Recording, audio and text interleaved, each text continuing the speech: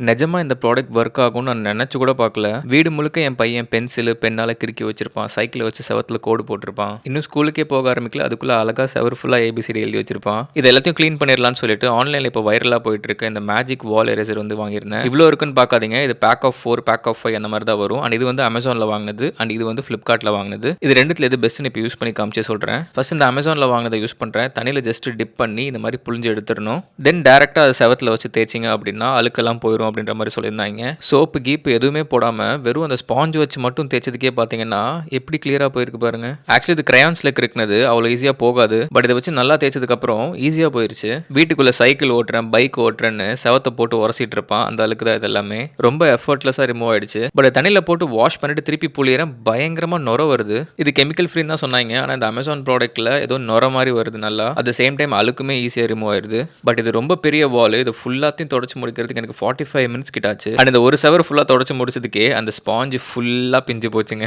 New item கூட compare பண்ணி காமிக்கிறேன். எப்படி டேமேஜ் ஆயிருக்கு பாருங்க. ஆனா டேமேஜ் ஆயிருந்த வால் இப்போ புத்தம் புதுசா ஆயிருச்சு. செம்ம சாட்டிஸ்ஃபைட் எனக்கு. நெக்ஸ்ட் இந்த Flipkartல வாங்கின ஸ்பாஞ்ச் இதையுமே தண்ணியில் நல்லா டிப் பண்ணி இருக்கிறதுலே கஷ்டம் ரீஃபில் பென்னால எழுதினது அதை வந்து துடைக்கிறேன். இதுல நொரெல்லாம் எதுவும் வரல. ஆனா அதை விட ரொம்ப ஈஸியா எஃபர்ட்லெஸ்ஸா ரிமூவ் ஆகுது. இதுல நிஜமா செம்ம சாட்டிஸ்ஃபைடுங்க.